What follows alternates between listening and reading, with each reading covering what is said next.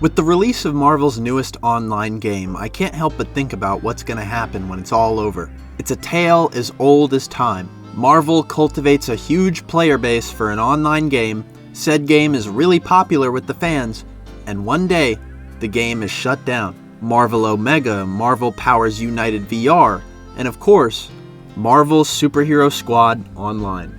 Created by Gazillion in collaboration with Marvel, Superhero Squad Online was a browser-based MMO game. But this game wasn't the only venture these miniaturized Marvel men had been a part of. First, there were the highly collectible Superhero Squad toys, standing at about 3 to 4 inches tall, and boasting a large range of Marvel characters. And if you know me at all, you know I had the Spider-Man ones. And then came the Marvel Superhero Squad TV show, which ran for 2 seasons with 26 episodes each. And not a single episode included Spider-Man. Fucking Sony.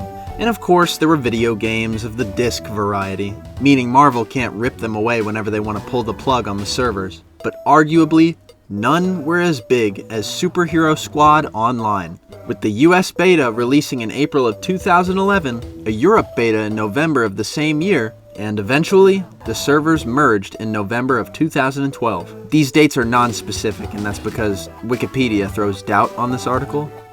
Maybe my English teacher was right. Of course, I was part of the generation ruined by the internet, meaning I have a little bit of experience with this game. Superhero Squad Online was probably a lot better for me than YouTube was.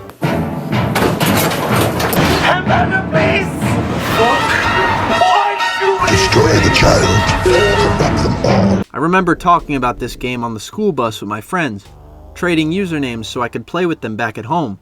Much like the toy line, there was a huge focus on collecting Marvel heroes, so you could use them in gameplay.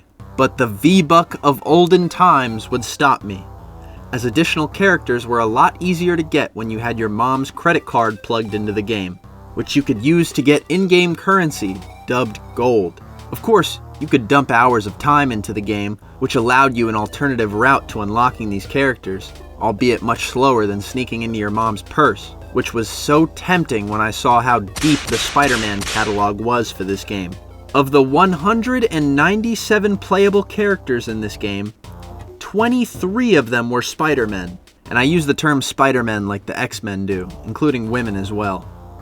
And one pig. There's Classic Spider-Man, Black Suit Spider-Man, Bombastic Bagman, Armored Spider-Man, Future Foundation Spider-Man, Scarlet Spider, Sensational Spider-Man, Assassin Spider-Man, Ends of the Earth Spider-Man, Spider-Man Big Time, Spider-Man 2099, Spider-Man Noir, Iron Spider, Ditko Spider-Man, holy fuck, Superior Spider-Man, Penny Parker's Spider-Robot, Miles Morales, Spider-Ham, Jessica Drew Spider-Woman, Julia Carpenter Spider-Woman, Spider-Girl, Black Suit Spider-Girl, and Spider-Gwen. Jesus Christ. Of course, not all of these characters were available at launch. Some were added later on in the game's lifespan, which was months away from being 6 years' time. Keep in mind that 197 characters were in this game, each requiring attention and playtime if you would ever hope to take them to the max level, being 40. I cannot imagine being the one guy that somehow managed to unlock every character, grinded them all as hard as they could, just for the game to shut down within the span of 6 years' time. But alas, this is the world we live in now. For those of you who had never heard of this game, there is no official way to play it for yourself. You can no longer enjoy the game as Marvel intended. You cannot relive your childhood dreams. This is coming from a guy who wears Spider-Man suits at the age of 21, so of course there's a way. Superhero Squad Online Forever is a community-made fan project that sought to do one thing: make the game playable again. This is Titan. He is the man keeping this game alive. The one guy responsible for keeping Superhero Squad online. He tends to the servers and keeps up with the brick shitloads of code that this game constantly dumps on him.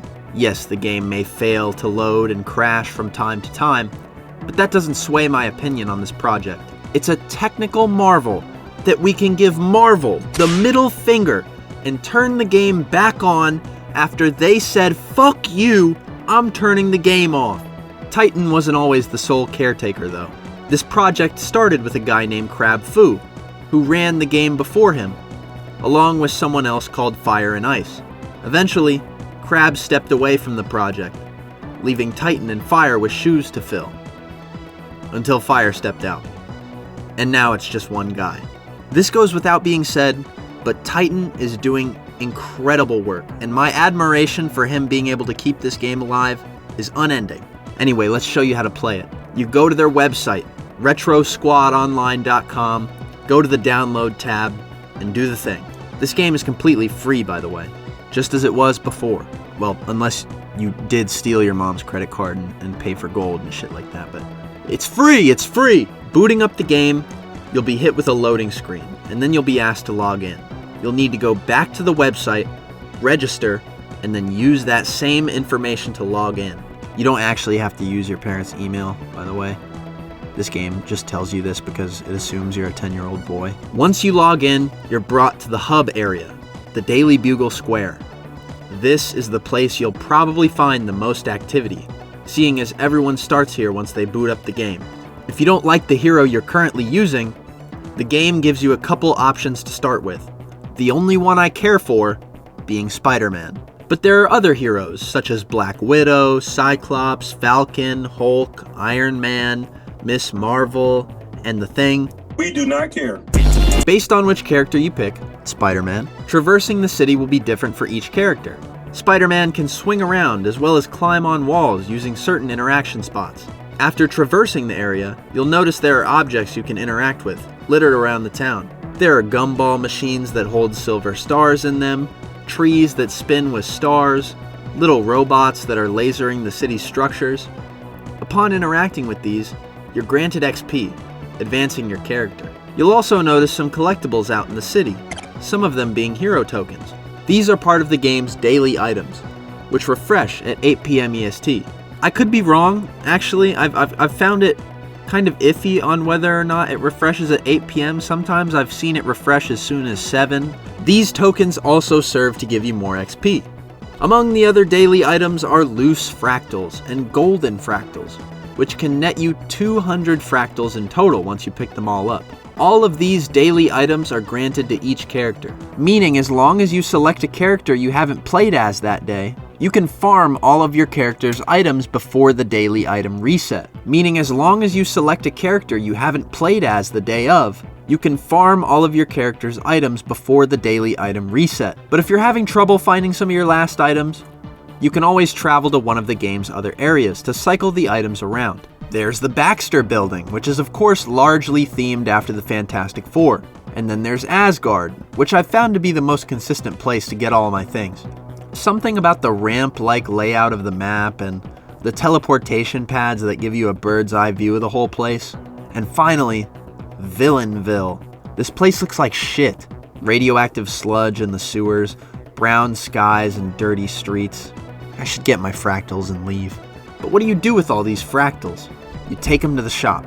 Here, you can buy new characters, which range in price. Some heroes and villains only cost hundreds of fractals, while others are in the range of thousands. Gold was made entirely irrelevant by the game's shutdown. Fractals are now the name of the game, baby. And if you're like me, and you're itching to get your hands on a Spider-Man, don't make the same mistake I did and buy as many as possible. I say you should build up your fractals a bit past the starting amount that the game graciously gives you, and buy Assassin Spider-Man. He is insanely broken. And I only know this because someone named TJ Knight was insane enough to tier list every single character in the game. What a Chad. But what makes one character more viable than another? The in-game missions. Accessible from the missions hologram in the spawn area, completing missions is the most optimal way to get some cold hard fractals. Every mission has a story, spanning multiple areas, all flooded with bad guys you need to beat on before you progress. And here's where your character's worth comes into question. Using the left click allows you to start your character's combo, and as you do damage, your energy bar will fill. With some energy, you're able to do one of 3 special moves specific to your character. But once your energy bar is full, you can use your Hero Up attack, which is another special move unique to every character. This is the full extent of character unique moves, and from here, It's up to you to decide which character's moveset will be the best one to help you progress through the game. You want a character that can do crowd control, as many times you'll be targeted by hordes of enemies. Some of them even have ranged attacks, letting them bully you while their friends sock you in the mouth. And having a good character is the difference between living and dying. Because if you die, the amount of fractals you get is significantly decreased. Eventually, you'll be brought to the boss room. These are simple enough. Just use your abilities to beat the paste out of every Marvel villain you see before you. And once that's done, you'll be rewarded for all your efforts, depending on how well you did during the mission. You see this meter in the corner? This determines your score, ranging from bronze, silver, gold, and the final grade, adamantium. This is the score you should aim for, as it grants you the highest number of fractals for your time. I've walked away from 20-minute long missions with a silver grade and only had 165 fractals to show for it. And believe me, that does not feel good. There are certain missions in-game that reward perfect play with many fractals. Specifically, the Crisis Mission versions of MODOK Madness, Creatures of the Night, The Curse of Malekith, and The Impossible Holiday. Ranking adamantium on these missions can get you rewards in that 1,000 range. And it's even better when you play with other people, which is still possible.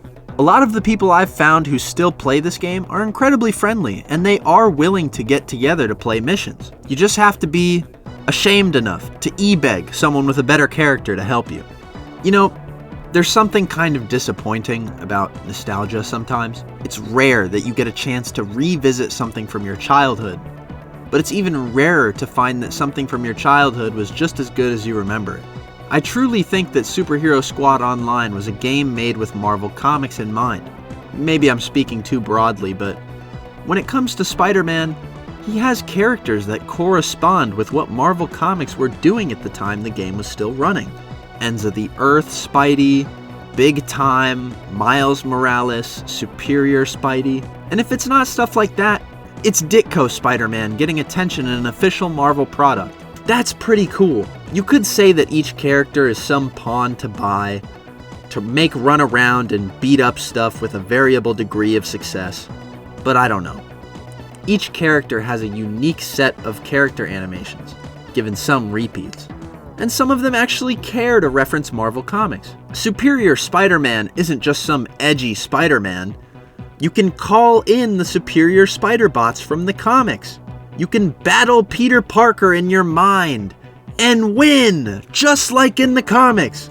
And of course, he has the spider legs, but those were a no-brainer. There's all kinds of fan favorites here too. Multiple versions of Daredevil, Sentry, Taskmaster, Sam Alexander's Nova. This game was an incredible thing, and I'm glad it's not locked behind the walls of memory forever. It's something you can get up and play right now if you wanted to, thanks to the incredible work of the Revival team. There's also an incredibly healthy modding scene.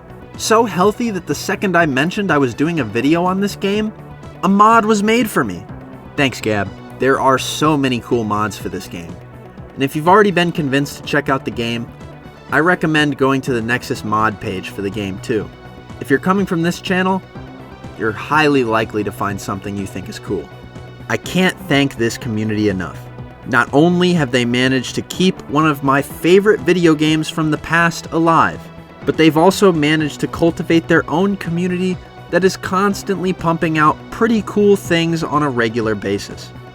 I seriously recommend checking this thing out for yourself and showing your support for this game in any way you can. And if you're not in the mood for that, you can show your support to me by using my Fortnite creator code, AmazingPSM, every time you decide to buy a Hatsune Miku skin in Fortnite. Using my creator code puts some serious cash in my pocket, and I use that same cash to work on my Spider-Man show, which is still happening, and you can get a sneak peek at it if you decide to join the channel. The membership is only $3. You can find it in the description.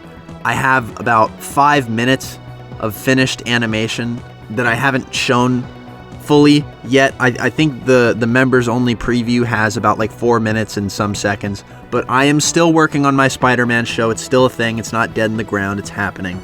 And yeah. I will see you guys in the next video. Please check out this fan project. It's incredibly awesome. Thank you.